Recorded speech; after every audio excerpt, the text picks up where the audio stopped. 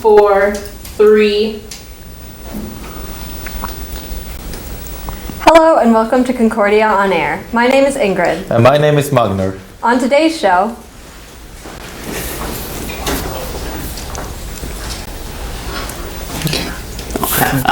In news, we have the Fargo Film Festival, if you're willing to go outside.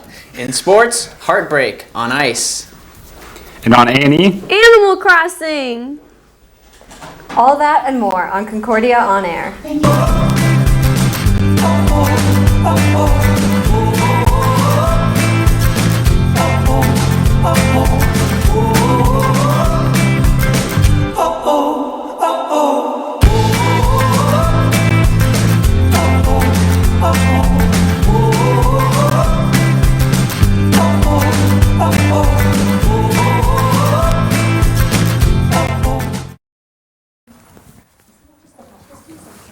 How was your break? That was good. I went to visit Minneapolis for first time. Oh, fun. What did you do there? So we visit the Swedish Museum, Okay. visit the Norwegian house, eat a lot of different food, Vietnamese food, Norwegian food, and we also visit the art museum. I think that's so a lot of stuff. And That's also, fun. I also get to try the extreme sport of going through Mall of America. The Mall of America. What Not was only that? once, but 2 times. Twice. Did you like it? Yeah, it was fun. It was fun. Was it like anything you'd ever done before? Yeah, it was a bigger mall than I'm used to. And I also played mini golf in there. That was fun. Yep, they've got a lot to do there. I love going to the Mall of America. It's one of my favorite things to do. I love shopping, so Yeah, I call it an extreme sport. So I could understand that. It can be a little bit overwhelming, probably, if you're going there for the first or second time. But it's kind of. I believe that would be the same for the 100th time as well. But Yeah. I mean, I guess I like grew up good going there, so I see it as like fun, and I always get lost though. I can never find, like, I have specific stores that I want to go to, and I can never find them. So so even 100 times, you still don't know where everything yeah, is. well, things move sometimes too, and like new stores but yeah, that's fun. Yeah, I saw it was a store that was closing when we was there. So it was a clothes that have clearance sale Oh, for nice. closing. That's what I always look for is clearance clothes. That's the way to do it. The life of a Concordian student. Yeah, exactly. So what did you do break? Yeah, so for break, I went to Duluth, Minnesota for a few days, and that's right on Lake Superior, and it is one of my favorite places in the world. So I went there, and we explored the city a little bit. I went with 2 of my friends. How's that? And then we drove up the shore and did some hiking at some of my favorite state parks. So that was really nice. It was like perfect weather when we were there. It was like 35 to like 40 degrees. And so just perfect for walking around and seeing the sights. And it was awesome. And it was really cool. And then I went home for the rest of break and spent time with my cats. So that was a lot of fun. Yeah, And I got to see my family, which was nice. So. I haven't seen my family in a long time. So Yeah, I bet not. So. But yeah, it was. I haven't been to Great Lake Superior, but I'm planning. Well, you gotta go there. That is one thing I think you have to see. I think it's just absolutely gorgeous. I want to see Mount Rushmore though. Yeah, I've never been there, so that You've never been no, there? I've never been there. It's so It's close. not even that far away either. No. Yeah, so It's like a I weekend don't know trip. why. Yeah, but You don't have a weekend to spare for. I know it's hard. It's like we have our breaks where we get to do some fun stuff. I had so much homework over break was the thing. Oh yeah, I did all the homework the day before. Yeah, so that's a good way to do it. I like put it off to the last 3 days of break, and then I didn't have enough time to do it all. So now I'm still like recovering from putting off my homework over break. But yeah. I only had like a bonus assignment that I did. Oh, that's nice. And a math homework. That's yeah. Math doesn't care if a coronavirus, free time, anything.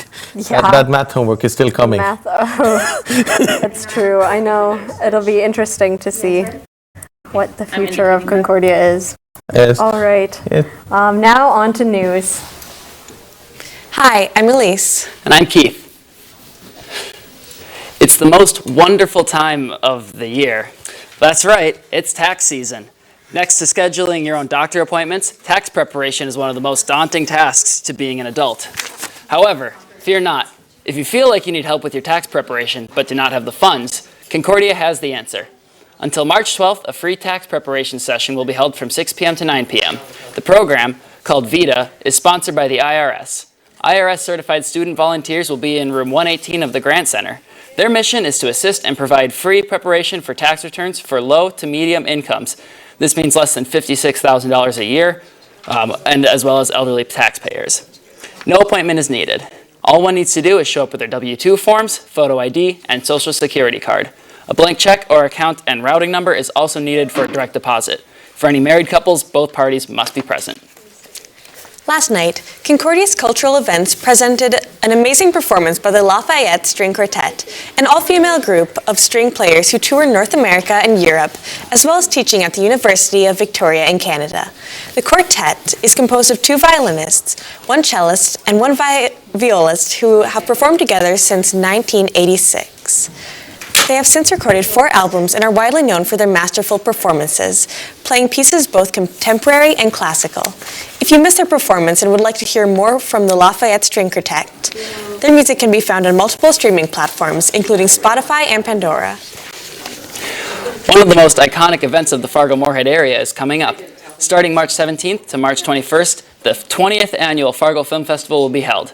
As per tradition, the historic Fargo Theater hosts the film festival. Tickets are currently on sale. You can purchase your tickets online or at the Fargo Theater box office.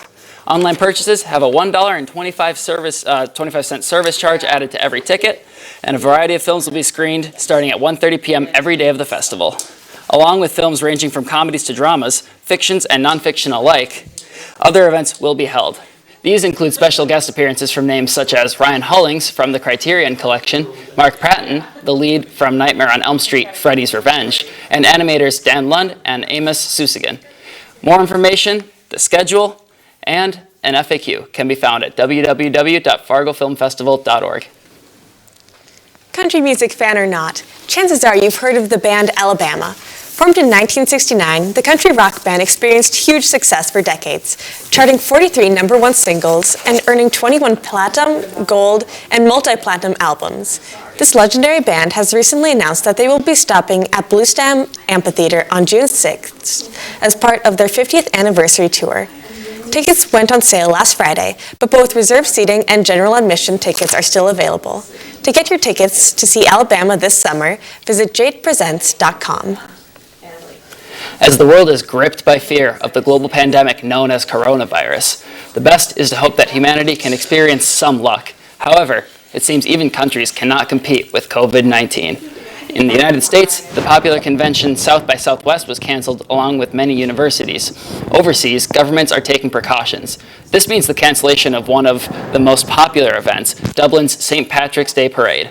Set to close out the 5-day festival that is supposed to occur March 13th to March 17th, the parade usually brings in roughly 500,000 people to the Irish capital. Nonetheless, the city of Dublin took preemptive measures in order to prevent further spread of the virus, as 24 new cases were currently reported in Ireland. The continuing spread of the coronavirus has impacted our daily lives in a variety of ways, affecting public events, the economy, and now even dating sites. Tinder is warning its users to keep a social distance on dates as part of a health precaution to prevent the spread of COVID-19. When opening the app, users will now see a pop-up stating, "While we want you to continue to have fun, protecting yourself from the coronavirus is more important." The notice goes on to give tips on how to protect yourself, including washing your hands and carrying hand sanitizer. For the time being, many Tinder users may opt to keep their dating online. Now, onto an interview with Dr. Flaspohler. I'm joined here today by Dr. Flaspohler from the biology department. Thank you so much for joining us. Thank you, Ingrid, for asking. Talk about coronavirus, something that is on all of our minds right now. Exactly. Hard to avoid. Yeah, it's everywhere. In many ways. Yeah, so can you start by telling us kind of like what you do here at Concordia and your knowledge on this subject? Sure. Like how you come to know. Yeah, I'm a associate professor in the biology department here at Concordia, and I teach a variety of courses in the biology department, among which are a microbiology course that deals some with viruses, as well as a immunology and parasitology course. And there are aspects of that that do cover viruses as well. I'm not a virology scientist. I don't study that specifically, but I have a pretty good understanding of viruses. All right, awesome. So can you tell us a little bit about where coronavirus originated from? Right. So I think from a scientific point of view, that's one of the more interesting questions. It came from animals, and there is a lot of scientific terminology around that type of virus that jumps out of animals. It's called a zoonotic type of virus. It was in an animal 3 or 4 months ago, and in a particular location in China, Wuhan City, it jumped out of an animal that I'm not sure we know quite what the animal was yet. I would guess it's a bat. A bat is involved in the transmission cycle. And it jumped into probably just a single individual. It's a little bit unusual in that it was well adapted to infect a human and well adapted to be transmitted from humans to humans once it got into a human. That's a little bit unusual. So it came from an animal, it's now in humans, and that occurred only about 3 months ago. And I think one of the most amazing things is how that one event, 3 months ago, has really come to our doorstep in such a very short period of time. So why are people so worried about this virus? Right, another good question. I think some of that involves a little bit of psychology. Viruses are small enough you can't see them ever without special equipment and microscopes. So that fear of the unknown thing that you can't see is out there. It originated far, far away and kind of gradually, sort of over the last couple of months, has sort of moved toward where we live. It's a virus that is transmitted via respiratory droplets, and there's very little you can do. There are some things, but viruses that are transmitted via respiratory droplets are very difficult to contain behaviorally. We all have to breathe, we have to, we're social creatures, we have to interact with one another. So viruses like that tend to be very difficult to control. And so that gradual creep of a new disease, because humans haven't had this disease before, that's certainly influenza is a risk in our area, but this is a new disease. It's only appeared in the last 3 months, and I think that probably more than anything inspires fear in people, the fear of the unknown. For sure, definitely. I can relate to that. So let's bring it to Concordia, or not, let's bring coronavirus to Concordia, but let's bring that subject we're not trying, to but Concordia. It's What kinds of precautions should we as students and staff and faculty be taking to minimize our risks at this time? Right. So, from a public health standpoint, probably most of us have heard this many, many times now that, if you know someone who is sick, try to avoid contact with people who are obviously sick. If you yourself are sick, try to social distance, it's called, kind of distance yourself from other individuals who you might otherwise infect. Things like washing your hands, using hand sanitizer, I think both of those are probably equally effective. Just a good hand washing. Trying to avoid bringing your hands, which is where we probe our environment and are picking up the virus in most cases, and then bringing your hands to your face. That action, which is very difficult to control, that's an instinctual action. But basically, the virus cannot penetrate your skin. It has to get to living tissue, and the surface of your skin is not living. So it has to get to your mouth, your nose, your eyes. Those are the living cells in those mucous membranes there that it has to get to in order to infect you. So you're usually, in most cases, probably obtaining the virus on your hands, and that motion to your face is what you want to try to avoid, as difficult as that is. So that requires some training. Yeah. Self-training. For sure. Well, those are really good tips. There's a number of things that you can use to avoid, but the idea of social distancing is all, that's what Concordia is getting concerned about now. The large groups of people close together, that is what the virus, dorms and eating, and that is what the virus depends on to get itself transmitted from one person to the next. So if you distance people, you make it much, much harder for that virus to get transmitted within a population. For sure. And speaking of that distancing, a lot of schools around the country are starting to move to online classes. I have a lot of friends in Washington and Iowa that that are either already online or are Right. planning on going online, just to like minimize the risk of an outbreak on their campus. Sure. So, is this a good strategy, and is it in Concordia's future, do you think? Well, I'll preface this with anything I say may change by the end of this broadcast or by tomorrow morning. You know, we just got an email on Concordia's campus today that sort of prepared us for that eventuality. My own brother at Michigan Tech just phoned me today. They're going all online. University of Minnesota closed down. They're going all online. So, you know, this is a virus that started off on the coasts as it's a population center. That's where people arrive in the country, and it's gradually working its way inland from the coasts. And we're pretty far inland, but, you know, it'll eventually get here. And I'm not privy to the institution and the decisions that will be made.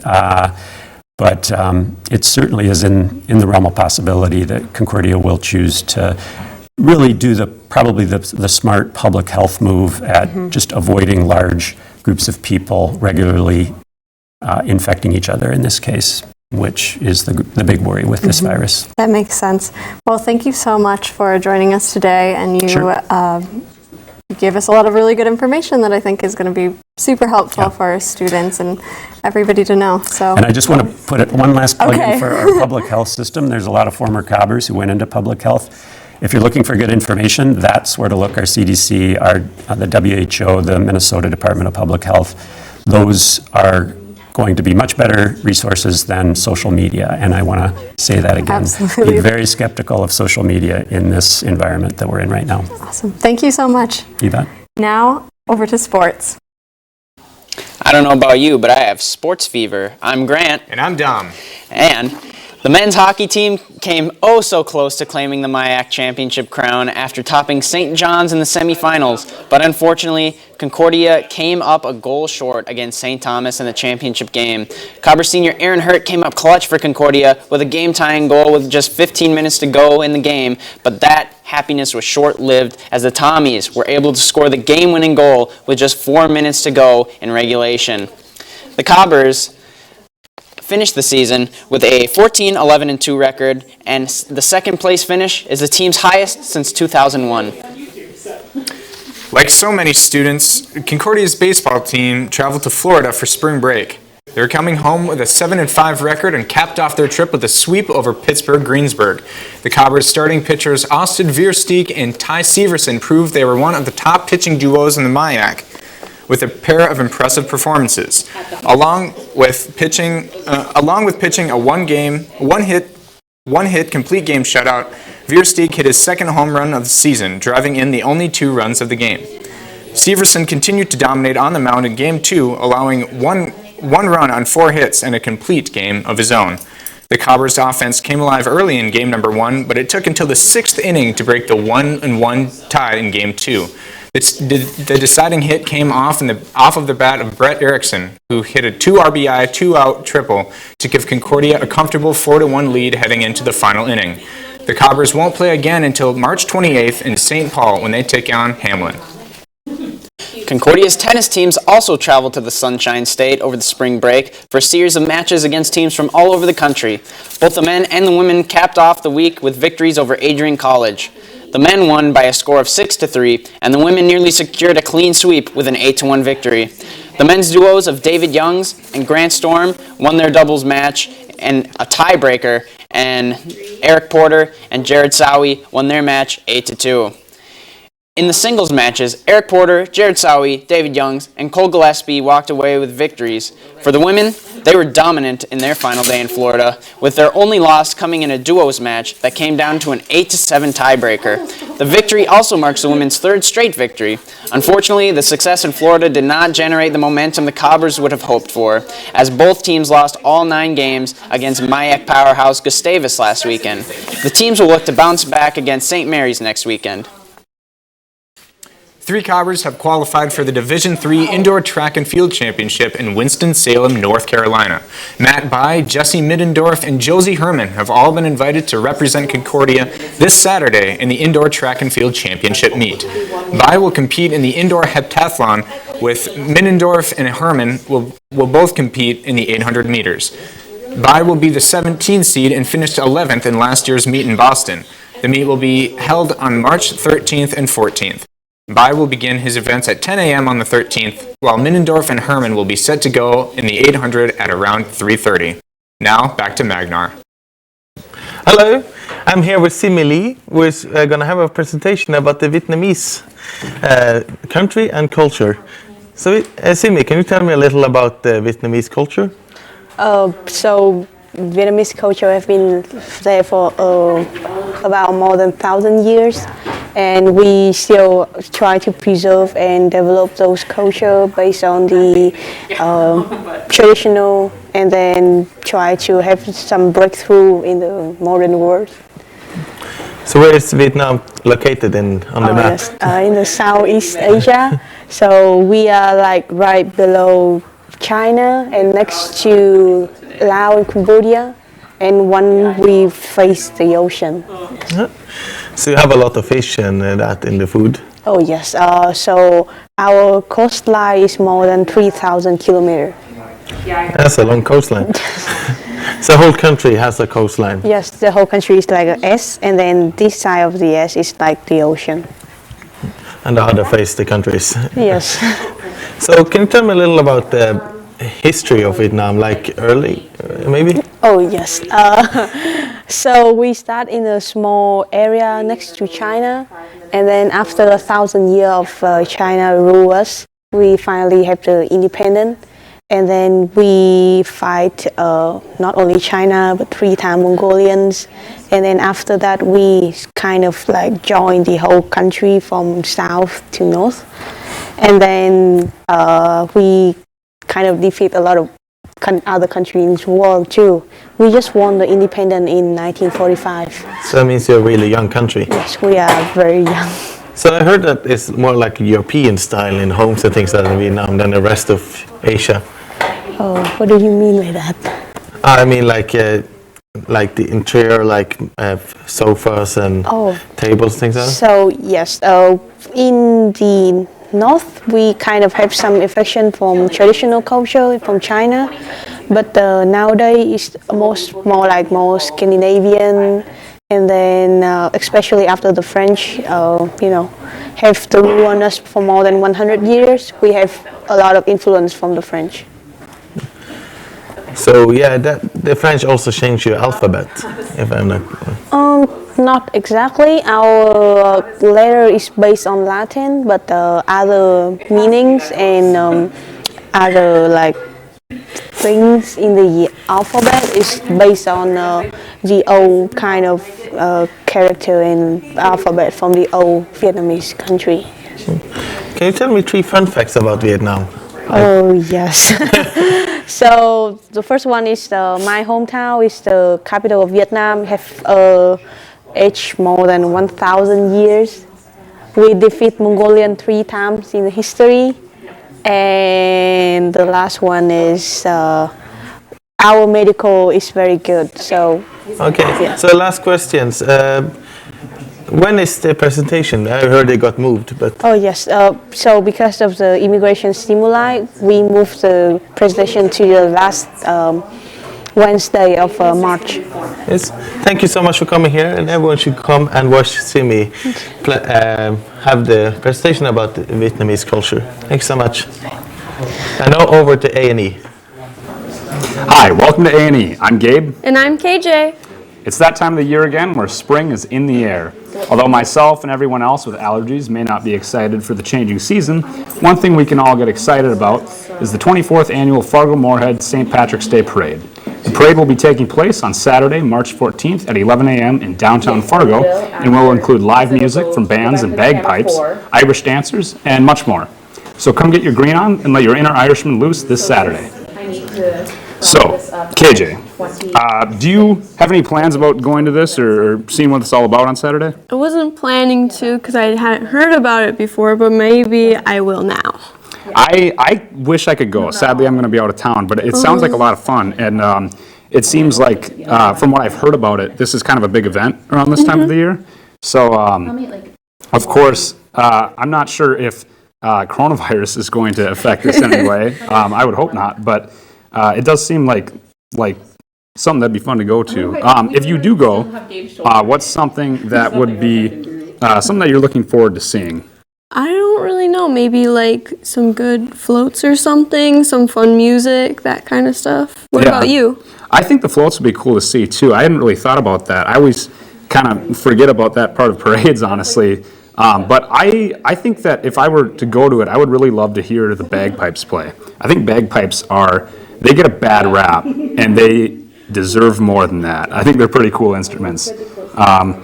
What is your favorite part of St. Patrick's Day in general?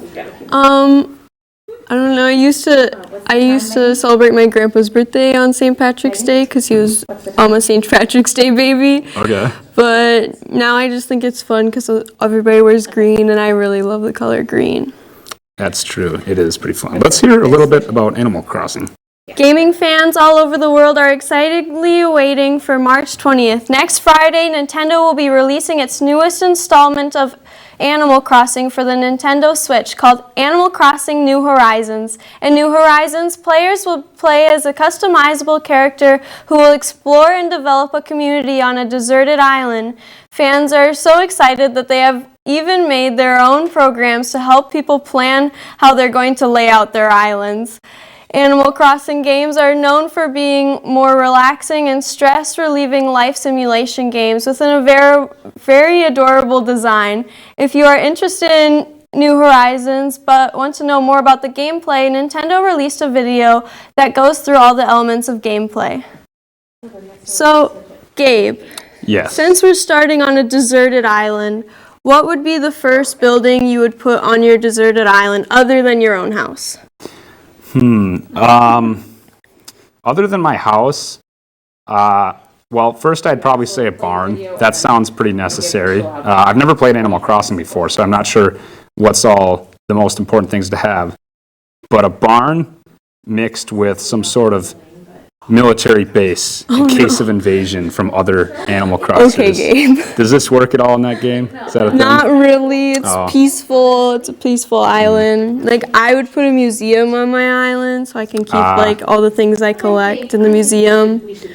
Well, in that case, I'd probably just put a movie theater. That sounds nice. So, yeah. What are your other games that you like to play on the Switch or DS? I've never been much of a Nintendo guy.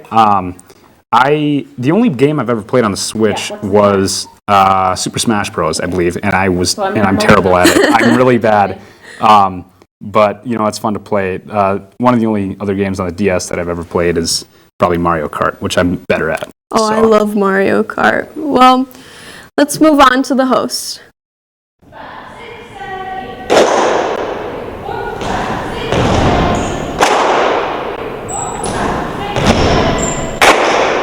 What does Concordia cheerleading entail? Here's a behind-the-scenes look at the Concordia cheerleading team. We asked Lauren Hinckley to share her experience. A practice usually looks like working out, and then we get into stunting, dancing, and reviewing cheers. Typically at the beginning of the season for new members, we'll start 4 times a week for the first few weeks, just till they get material. It's frequently they come a couple days early to campus as well, but the majority of the season we do 2 practices a week. The Concordia Cobber cheerleading team cheers for the football and basketball teams at their home games. Captain Lena Nickelmo provides some insight on team awareness and safety for the stunts that they perform. It's always pretty dangerous throwing a girl up in the air, but as long as we're all aware and just like really careful, and we all do like a lot of learning before we even start, like even attempting to put girls up. My biggest advice would be just try it out. It's amazing how many people come in with one idea of what they think it's going to be like and end up having a totally different perspective. Team members support anyone who wants to try cheer. Someone absolutely does not have to have previous cheer experience or dance experience to join the cheer team here. The The Concordia cheer team gives their all to prepare for game days. We do actually put a bit of work into cheer. We do a lot of conditioning. We are athletes. It's not all just yelling. The next time you're at a Cobber football or basketball game, be sure to look for the cheerleaders. This is Coral and Dom from Concordia. All right, before we go, we'd like to wish Greg a happy birthday. Happy Thank birthday, you. Greg. I thought I was coming on here to talk about the Fargo Film Festival, but I'll take a happy birthday greeting. Why not? All right. Do you want me to say anything? Yeah, if you want to do a little plug. Oh my for gosh. the Well, film you know, festival. obviously, While you're on your here. interview, by the way, your interview with Dr. Flasspohler was fantastic. I think Thank he you. gave us some excellent information. And as he pointed out, this dynamic situation is changing so quickly that who knows what's going to the next day and the next week will bring. Mm-hmm. But as of right now, we are intending to hold the events of the Fargo Film Festival, and we will. The safety and of all of our guests is of utmost importance. So as changes may occur, we will definitely keep people informed about what's going on. Good to know. Well, I hope we still have it. I'm looking forward to it, and I know a lot of people are. Yes. And I know that a lot of hard work has been put into it as Oh, well. yes, absolutely. So best wishes Thank for you. that and Thank for you. your birthday. Thank you very much. Yeah, everybody remember to wash your hands and cover your cough and stay healthy out there. Thank you for watching Concordia On Air. See you next week.